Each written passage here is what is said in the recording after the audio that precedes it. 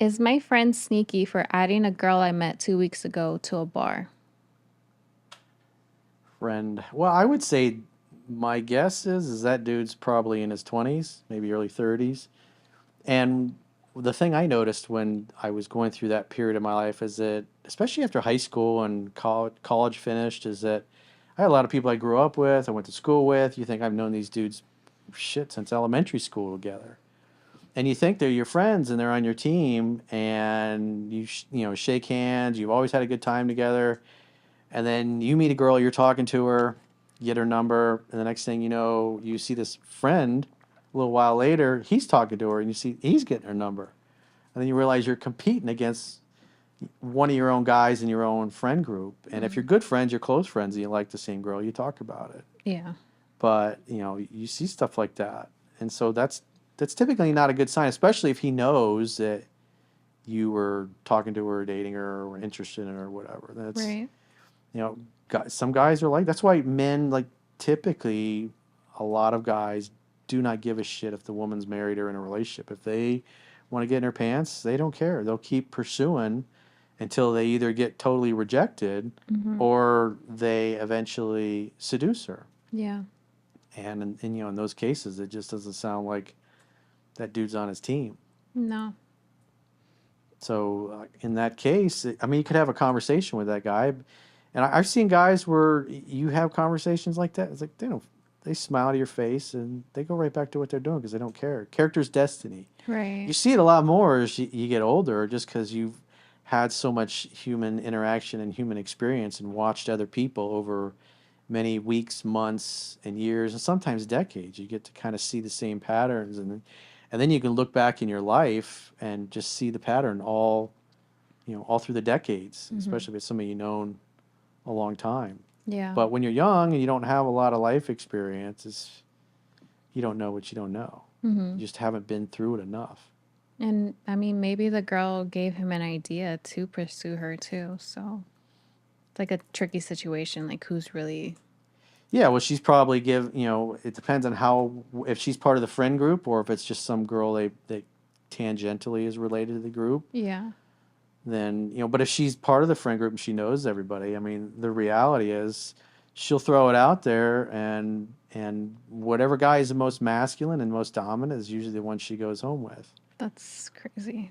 I always questioned those people in high school that they would have like a whole posse or a whole group and they're just all hooking up with each other. I just never understood it. Like one day a couple they're dating and then 2 weeks later that they switched couples or something like that. I'm like, I saw that happen a lot in high school because we had I think it was 250 people in my graduating. I mean, it was a private. I mean, obviously the school's grown a lot over the last 30 something years, mm-hmm. but back then it was like a couple hundred people, and so it was pretty common.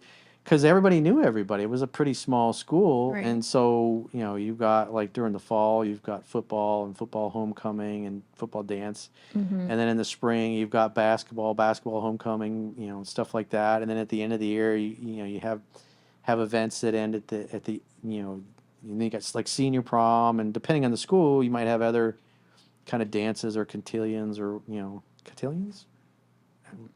Cotillions. That's what they used to call it in the fifth, right? Cotillion. Huh? A cotillion. For a dance for Yeah, girls? Yeah. yeah. Yeah.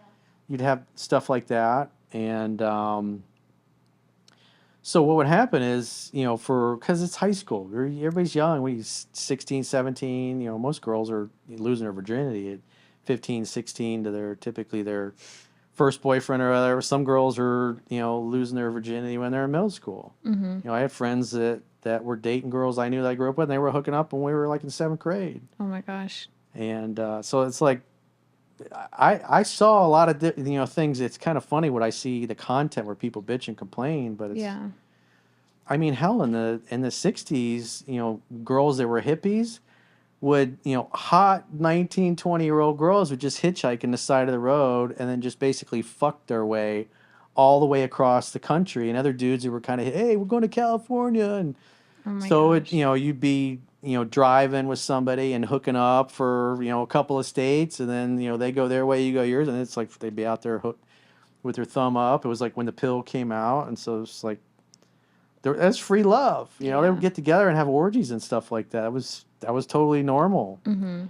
And you know, I was like my parents' generation. They weren't like that because they got married right after. You know, my dad asked her to prom. They worked at Publix together, Right. and then you know they got married like a year after they graduated. They're like 19 years old. Mhm. But just that stuff was going on in the culture. I mean, the Roaring Twenties. Yeah.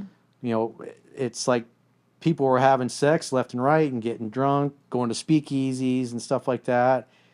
And everybody was fucking everybody. And like syphilis Mhm. was, you know, that's what Al Capone died of. You know, it was a Yeah. sexually transmitted disease that I don't think the treatments were options were very good for that. Usually it was Right. it would end your life or significantly shorten it. Mhm. And so that's you know, it's like not new stuff. The difference is before the internet, people were discreet about it. Yeah. And now it's like it's totally in your face, and this stuff has always been going on. I mean, I knew girls that I grew up with that you know were hooking up with multiple dudes in one night, or doing threesomes with one chick and two dudes, Yeah.